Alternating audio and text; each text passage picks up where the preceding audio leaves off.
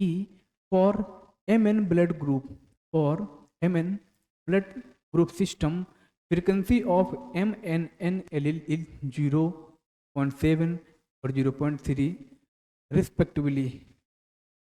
The affected frequency of mn blood bearing organism likely. तो आपको ये हार्डी विनगर प्रिंसिपल से निकलेगा बेटा, हार्डी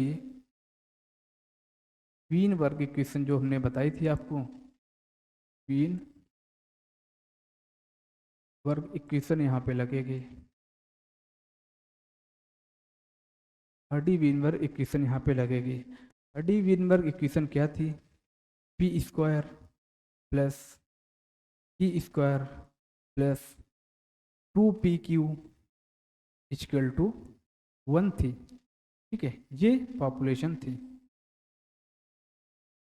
ये थी, ये इसका वो था इक्वेशन। अब यहाँ पे आपसे बोला गया है जो m है, m के बारे में बोल दिया गया कितना, 0.7, m के बारे में 0.7 बोल दिया गया।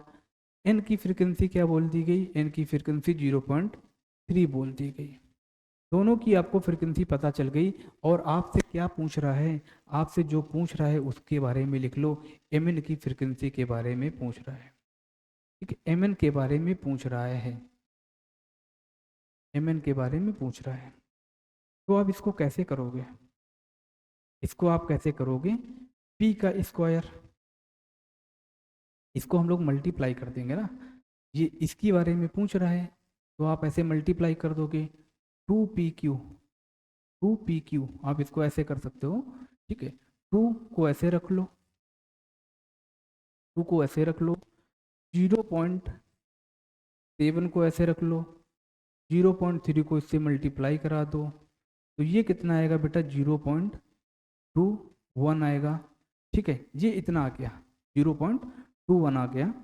और इसको जब हम लोग 2 से मल्टीप्लाई कराएंगे, जब इसको हम 2 से मल्टीप्लाई कराएंगे तो क्या रिजल्ट आएगा? जो रिजल्ट आएगा वो इधर पे हम लोग लिखते हैं। वो रिजल्ट क्या आएगा? जब 2 से मल्टीप्लाई कराएंगे 0.21 को, तो 21, 21 दूनी 42 होता है।